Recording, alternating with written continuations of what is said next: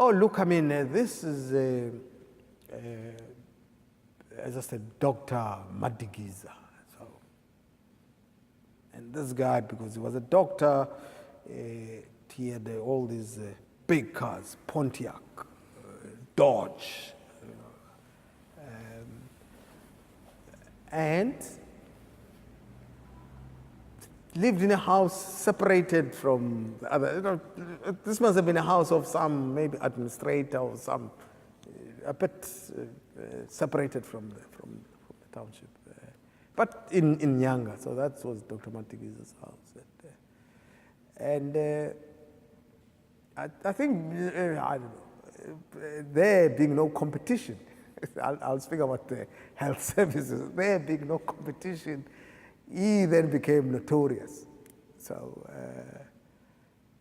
because not only was he a GP, he was also a dentist. And this is an era of love gaps. You know, nothing is wrong with your teeth. You know, there was a fashion year, I mean, in the straightening your hair and all of that, about taking a teeth year. It was called love gap. You open, I don't know, don't ask me. So a lot of people who have no teeth in front, you know, I need a love gap. So you go, you go to Dr. Matigiza to take out the teeth. Nothing wrong with it. This is just fashion.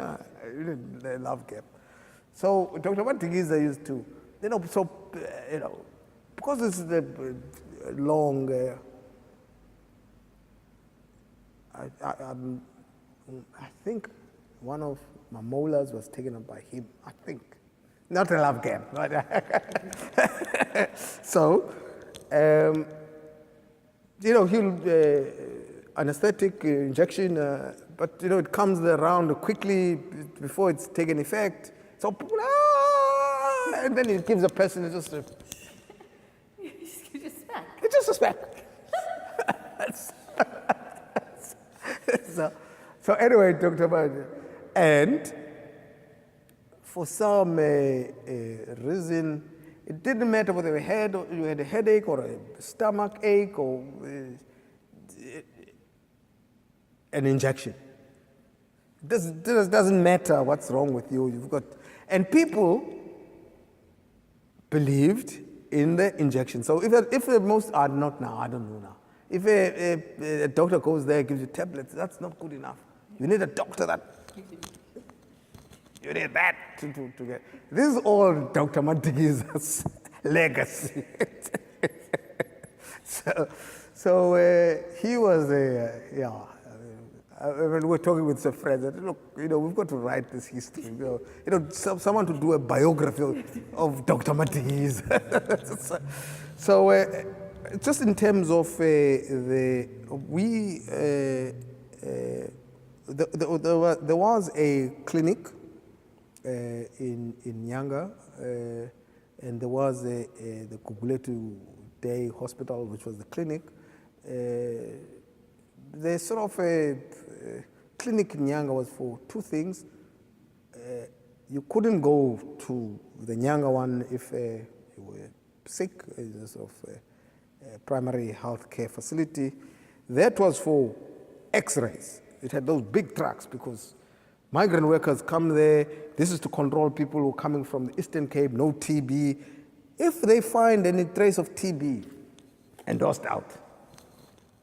You can only come here when you're healthy.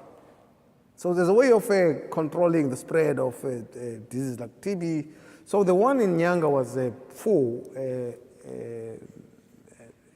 two things. Radiography, you know, to check migrant workers, and later family planning. So we had all these nurses with blue dresses, and they come Tuesday and family planning. And then we had that, and the hospitals up and then. I mean, you know, I'm a union bureaucrat now, I'm a medical aid, but you could go to Grootskir, you could go to hospital. There wasn't this. You can't be, you know, before you get to, you know, there's a primary, there's up to tertiary, and you've got to go and get a letter there. And if you're not happy, you just go to close the. So that was open, yeah. And just to say, we had two midwives. Nurse midwife Madube and midwife Nurse Nabe, who knew who all their kids were. So when you meet them in the street, they said, "Oh, so and so, you are my baby. Look at my baby." Because they knew. So I mean, would come with my kids. I said, "Look, I mean, I was born here." I said, that. Yeah, I was born. I said, "Yeah, in that corner." My mother said, "I was born there." The Nurse Nabe came there, and helped deliver me. So there were also sort of midwives who.